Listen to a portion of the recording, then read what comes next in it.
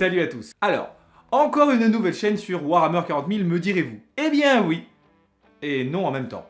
Effectivement, cette chaîne ne va pas spécifiquement parler de lore, parce qu'il y a déjà énormément de monde qui s'en occupe, qui le fait très très bien. Alors évidemment, moi je parlerai parfois un petit peu du lore autour de certaines figurines que j'utilise dans mes listes d'armées, mais ça restera fixé là-dessus. De même, je ne vous ferai pas des vidéos pour vous faire des tutos de peinture, comment bien peindre son armée, etc. Pourquoi, me direz-vous? Eh bien, je vous montre ça tout de suite. Alors, comme vous pourrez le voir, je ne suis pas un peintre vraiment brillant, ni très talentueux d'ailleurs. Ça reste du tabletop assez basique, assez jouable. Oh, ça va me foutre des cauchemars pendant toute une nuit, ça. Ah.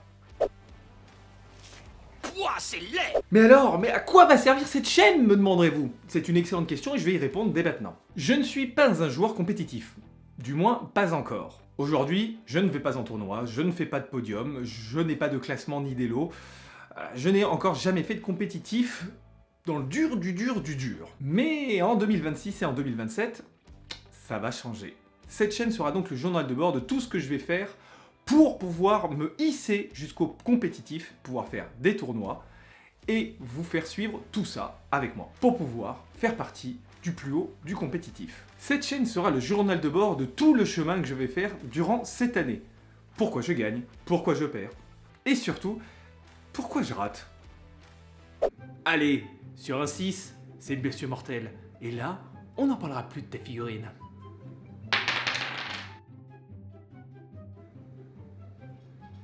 Bon, bah on part sur de bonnes bases, hein. J'ai découvert le hobby il y a longtemps. Très longtemps. Ah oui, j'avais 12 ans et c'était lors de la V3. Et depuis, le hobby a grandement évolué. Et moi aussi d'ailleurs. J'étais là, Gandalf. J'étais là il y a 3000 ans quand l'Imperium a failli. Comme beaucoup de joueurs, j'ai arrêté. Non pas parce que le jeu ne me plaisait plus, mais c'est parce qu'en fait j'avais personne avec qui jouer pendant très longtemps. Et donc même le meilleur jeu du monde peut devenir vraiment très chiant quand on est tout seul. Allez, c'est à moi.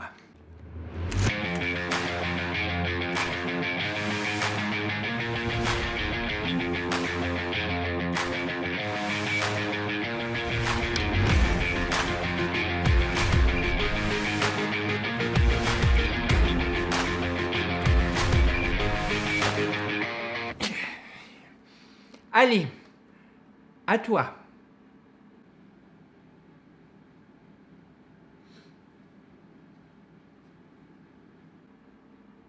Ouais.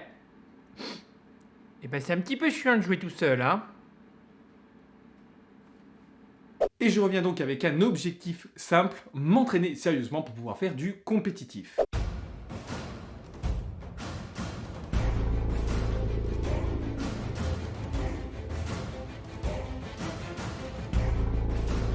Bon, et ben voilà, je crois que toutes mes règles d'or sont là.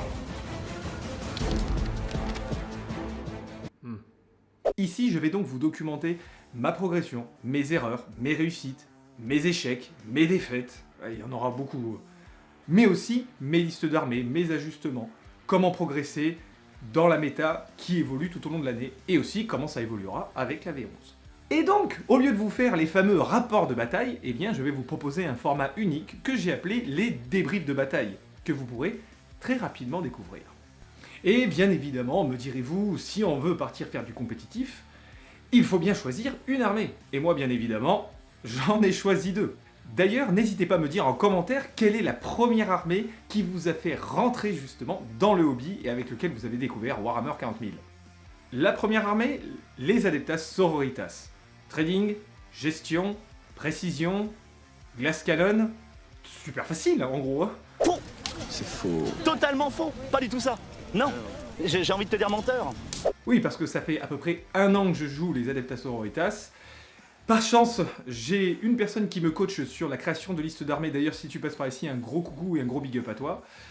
Et je vous avoue que c'est quand même pas vraiment simple, mais c'est vraiment très grisant. La deuxième armée, mon armée de cœur, celle avec laquelle j'ai justement démarré le hobby, les Blood Angels. Évidemment des épées tronçonneuses, des armures dorées, des jump packs. Une mort certaine, une faible chance de succès. Mais qu'attendons-nous? Deux styles de jeu très opposés mais qui vont me permettre d'appréhender le compétitif sous deux angles très intéressants. Et ce sera très formateur.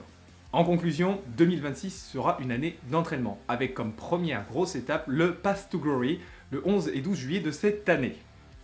Je risque d'en chier. Bah ouais, logique.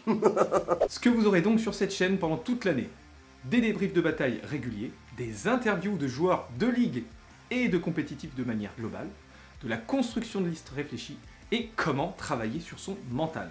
Et vous allez voir, parfois j'ai un mental de chips. C'est pas faux.